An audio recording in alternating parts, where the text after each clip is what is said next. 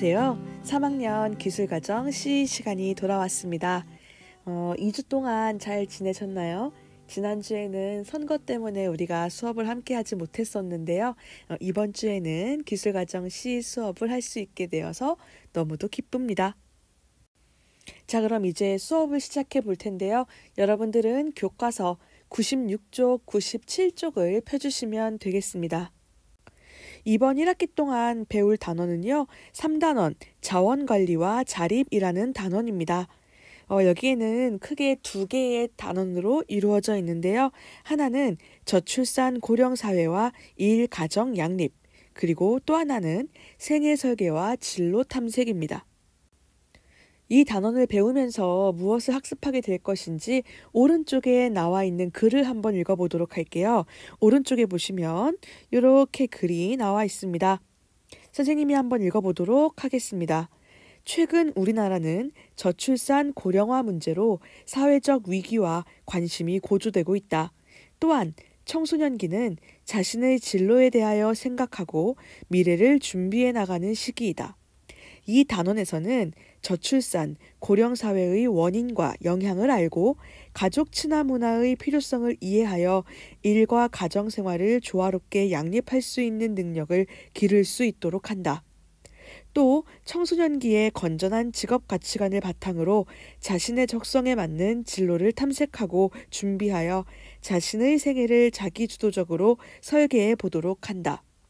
자, 이번 단원에서 여러분들이 무엇을 배우시게 될지 알아보셨으면 좋겠고요. 자, 그럼 우리는 이제 다음 장 넘어가도록 할게요.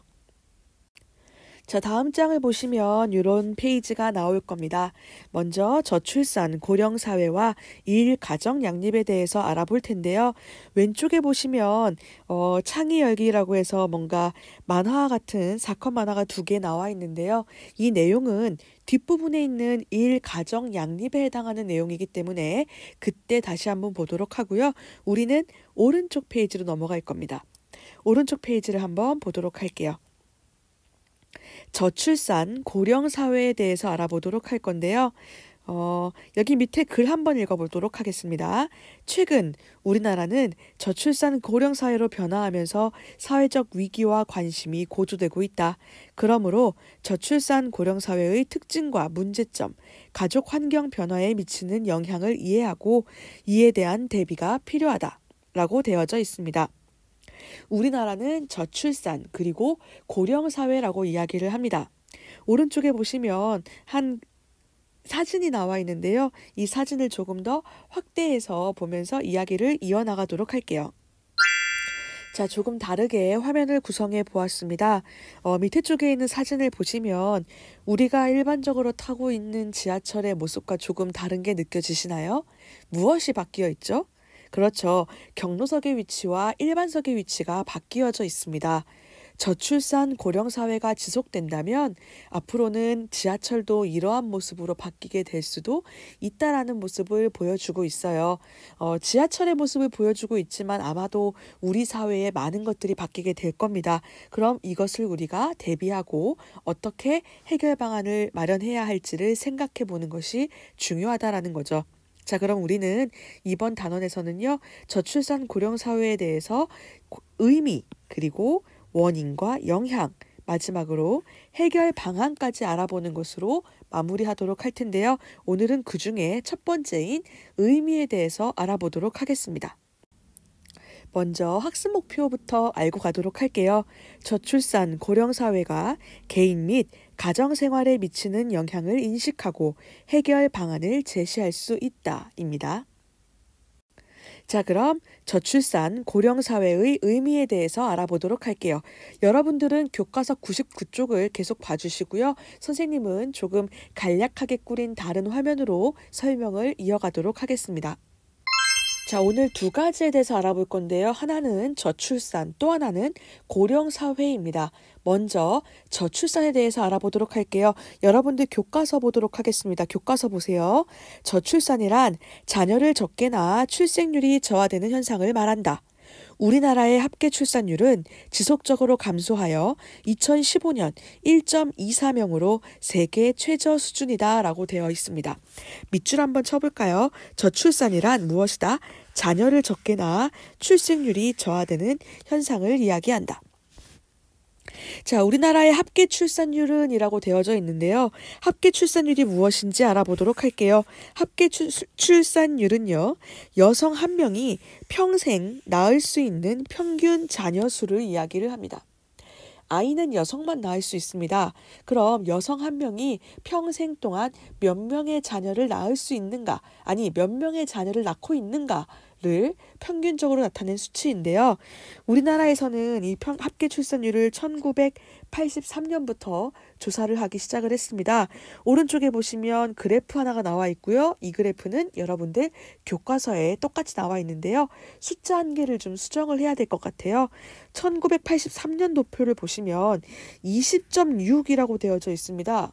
이 이야기는 합계 출산율, 그러니 여성 한 명이 평생 20명을 낳는다라는 말이 되거든요. 조금 말이 안 되죠. 얘는 소수점이 바뀌었습니다. 얘 지우시고요. 2.06이라고 적어주세요. 고쳐주셨나요? 20.6이 아니라 2.06입니다. 즉 1983년도에는요. 여성 한 명이 평균적으로 2명의 자녀를 낳아서 키운다라는 이야기를 하고 있어요. 자, 그럼 이 합계 출산율이요. 이 2015년 조사한 바로는요. 지금 우리나라가 1.24명이라고 이야기를 하는데 그 뒤에 붙어있는 말이 세계 최저 수준이다라고 되어 있어요. 전 세계에서 우리나라의 합계 출산율이 제일 낮다라는 거예요. 그리고 이 당시에 예측하기로는 2020년도에는 1.35명, 2030년도에는 1.41명으로 조금은 나아지지 않을까라는 예측을 했었나 봐요. 그런데 웬걸요? 지금 현재 우리가 살고 있는 2020년의 평균 출산율은요, 아니 합계 출산율은요 0.92명입니다. 이 당시에 예측했던 것보다도 훨씬 낮은 수치에 심지어 1명대가 아니라 0명대를 기록하고 있어요. 언제부터 이렇게 됐는지 구체적인 숫자를 한번 확인해 보도록 할게요. 여러분들도 쉽게 자료를 찾아보실 수가 있는데요. 네이버 검색창에 합계 출산율이라고 검색을 해보시면 이렇게 그래프가 나오게 됩니다. 여기서는 2009년부터 조사가 되었는데요. 아까 2015년이었죠? 1.24명이었는데요. 쭉쭉쭉 떨어지더니 웬걸요. 2018년부터 0.98명이 되었고 지금 현재 2020년도는 몇 명이요? 그쵸? 0.92명까지 내려가게 되었습니다. 아까 2015년이 1.24명으로 세계 최저 수준인데 지금 2020년 0.92명 여전히 세계 최저 수준이며 가장 빠른 속도로 출산율이 감소하고 있습니다. 그래서요, 요 2018년, 그러니까 0명대로 들어가기 시작한 2018년 때부터 나라에서 엄청난 저출산 대책이 쏟아지기 시작을 해요. 아마 여러분들도 뉴스나 기사로 많이 접해보셨을 겁니다. 저출산이 지속되면 좋지 않기 때문에 이 부분을 개선하기 위해서 나라에서도 수많은 정책들을 내세우고 있지만 지금 현재 그 실효성은 매우 떨어지고 있는 상태입니다. 자, 그럼 이번엔 고령사회에 대해서 알아보도록 하겠습니다. 고령사회는 UN, 그러니까 국제연합이 정한 기준이 있습니다. 전체 인구 중 65세 이상 인구의 비율로 크게 3개의 사회로 구별을 합니다. 먼저 65세 이상 인구의 비율이 7%를 넘어가게 되면 고령화 사회라고 이야기를 합니다. 그리고 65세 이상 인구의 비율이 14%를 넘어가게 되면 그때부터는 고령사회라고 이야기를 해요. 이 수가 점점 커져서 20%를 넘어가게 되면 그때는 초고령 사회라고 이야기를 합니다. 자, 그럼 지금 현재 우리나라는 어떠한 사회가 되어 있을까요? 교과서를 보도록 하겠습니다. 우리나라는 2000년에 65세 이상 인구가 전체 인구의 7.2%를 차지하여 고령화 사회로 접어들었으며 2018년에는 고령 사회, 2026년에는 초고령 사회에 진입할 것으로 예상하고 있다라고 되어져 있습니다. 실제로 구체적인 숫자를 통해서 알아볼 텐데요. 역시 마찬가지로 네이버 검색창에 노인 인구 비율이라고 검색해 보았습니다. 여기는 지금 현재 2011년부터 자료가 나와져 있는데요. 다시 한번 아까 봤던 내용 기억을 좀 해볼게요. 세 개의 사회로 분류를 한다고 했습니다. 하나는 노인 인구, 그러니까 65세 이상 인구의 비율이 7%를 넘어갈 때는 뭐요? 고령화 사회라고 부르고요. 고령사회는 몇 퍼센트 이상이었죠? 그렇죠. 14% 이상일 때 고령사회라고 이야기를 하고요. 그 다음 초고령사회. 초고령사회는 몇 퍼센트 이상이죠? 그렇죠. 20% 이상일 때는 초고령사회라고 이야기를 한다고 했죠. 자, 잘 보시면 우리나라는요. 2000년도에 7.2%를 넘어섰기 때문에 이미 고령화 사회가 되었습니다. 자, 그러면 숫자를 쭉 보시면은요. 역시 2018년도에 14.3%가 되면서 고령사회에 진입을 했습니다. 2020년도인 지금 현재는 15.7%이기 때문에 아직은 고령 사회입니다. 그럼 우리나라는 언제쯤 초고령 사회가 될까요? 그 예측이 몇 년도요? 2026년쯤에는 초고령 사회가 될 것이다 라고 예측을 하고 있습니다. 그런데 이 우리나라가 초고령 사회가 되어가는 과정이 다른 나라에 비해서 조금 다른 모습을 띠고 있어요. 어떻게 다른지 한번 알아보도록 할게요. 세계 주요 국가들의 고령화 속도를 한번 살펴보도록 할게요. 여기 4개의 나라를 가지고 왔습니다. 한국, 미국, 일본, 그리고 독일입니다.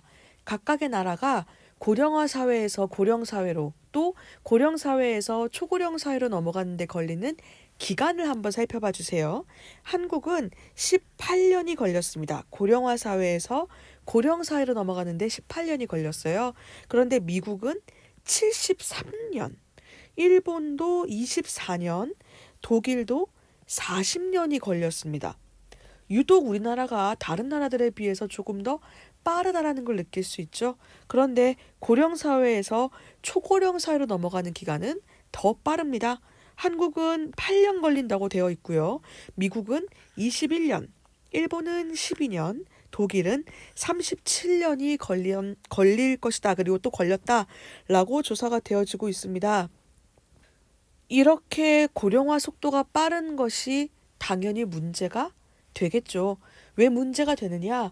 일단 고령화 사회가 되고 있는 데다가 우리나라는 저출산까지 이어지고 있죠. 그러니까 전체 인구수가 줄어들고 있는 데에 비해 노인 인구수가 많아지고 있다는 거예요.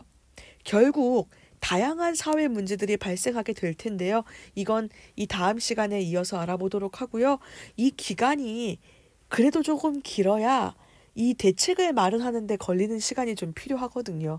그런데 이렇게 속도가 짧아지게 되면 대책과 방법을 마련할 수 있는 시간도 부족해진다라는 문제점이 있습니다. 자, 그럼 마지막으로 교과서에 있는 글 읽고 마무리 짓도록 할게요. 교과서 99쪽에 맨 마지막에 있는 두 줄입니다. 지금 현재 우리나라가 처해 있는 상황을 두 줄로 요약해 보았습니다. 저출산 고령화가 진행되면서 전체 인구에서 노인 인구수는 증가하는 것에 비해 청소년 및 성인 인구수는 감소하게 되었다라고 적혀 있네요. 이런 상황이 지속되면 어떠한 문제가 발생할 수 있을지 여러분들 머릿속에서 떠오르는 그런 문제들 몇 가지가 있을 겁니다. 이게 오늘 과제 중에 하나 적으셔야 될 내용이니까요. 이따 설문방 참고해 주시면 되겠고요. 자, 오늘 수업은 여기까지입니다. 긴 시간 들어주시느라 고생 많으셨고요. 오늘 배우신 저출산과 고령사회에 대해서 잘 이해하셨는지 퀴즈를 통해서 확인을 해보도록 하겠습니다. 자, 그럼 밑에 설문조사하러 가실게요.